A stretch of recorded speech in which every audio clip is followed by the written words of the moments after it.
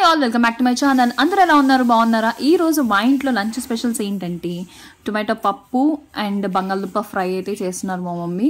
దానికోసం అని కందిపప్పు ఆల్రెడీ కడిగి పెట్టేస్తారు. ఇక్కడ మేమైతే ఈ మధ్య ఎర్ర కందిపప్పు మాత్రమే వాడుతున్నాం అనమాట. హెల్త్కి కూడా చాలా మంచిది, తొందరగా డైజెషన్ అయిపోయింది. గ్యాస్ట్రిక్ ప్రాబ్లం ఉన్న వాళ్ళు కందిపప్పు పప్పు తినేటప్పుడు ఒక హాఫ్ అన్ అవర్ ముందు నానబెట్టుకొని తింటే మంచిదని నేను ఎక్కడో చదివాను. కానీ ఇదైతే తొందరగానే డైజెషన్ అవుతుంది, బాగుంటుంది టేస్ట్.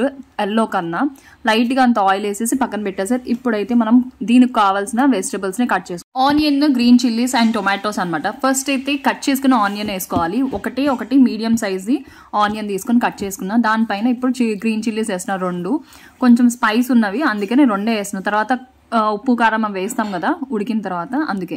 టొమాటోస్ అయితే ఎక్కువ వేసుకోవాలి. నేను ఇక్కడ 3 టొమాటోస్ తీసుకున్నాను. 4 వేసుకున్నా కూడా బాగుండిద్ది. ఇంకా టొమాటో పప్పులోకి టొమాటోస్ ఎక్కువ వేసుకుంటేనే టేస్ట్ ఉండిద్ది, బాగుండిద్ది అని మా మమ్మీ ఎప్పుడు చెప్తారు. సో అందుకే మేము ఎక్కువ టొమాటోస్ వేసుకుంటాం. లేదు నార్మల్గా వేసుకోవాలంటే మీ ఇష్టం. తర్వాత కొంచెం అంత చింతపండు రెబ్బ, పసుపు వేసుకొని ఇప్పుడు కుక్కర్ మూత పెట్టేసేసుకోవడమే. ఇప్పుడు కొంచెం అంత ఆవిరి వచ్చిన తర్వాత విజిల్ పెట్టేసుకొని ఒక 3-4 విజిల్స్ వచ్చిన తర్వాత కట్టేసుకోవడమే. అయితే బంగాళదుంప ఫ్రై అయితే చేసుకుందాం. దానికోసం అయితే ఒక బౌల్లో కొంచెం అంత సాల్ట్ వేసుకొని వాటర్ వేసుకొని పక్కన ఉంచుకున్నాం. దేనికి అంటే ఆల్మోస్ట్ అందరికీ తెలిసే ఉంటుంది, వాళ్ళకి బిగినర్స్కి చెప్తున్నాను అనమాట. కలర్ షేడ్ అవ్వకుండా అలానే ఉంటాయి. ఇప్పుడైతే టమాటో పప్పులోకి తాలింపు అయితే వేసుకుంటున్నా. ఫస్ట్ అయితే ఆయిల్లో సాయిపప్పు, జీలకర్ర, ఆవాలు ఈ 3 వేసుకొని కొంచెం అంత గోల్డెన్ కలర్ లో వచ్చేదాకా ఫ్రై చేసుకున్నాం. నెక్స్ట్ కొంచెం అంత ఇంగువ, వెల్లుల్లిపాయలు వేసేసుకుందాం. పీల్ చేసుకున్న వెల్లుల్లిపాయలు ఒక 4-5 తీసుకున్నాను నేను ఇక్కడ.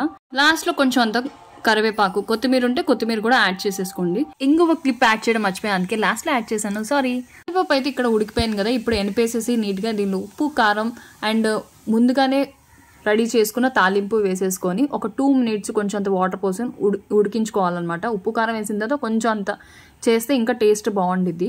బంగాళదుంప ఫ్రై అయితే నేను ఆల్రెడీ వీడియో పోస్ట్ చేశాను. ఆ వీడియో కింద డిస్క్రిప్షన్ బాక్స్లో లింక్లో ఇస్తాను. ఇన్ కేస్ ఈ వీడియో నచ్చితే లైక్ చేయండి, షేర్ చేయండి అండ్ మీరు ఎలా చేసుకుంటారో అది కూడా కామెంట్ చేయండి. If you like this video, like చేయండి and subscribe to my channel. See in the next video. Thank you for watching.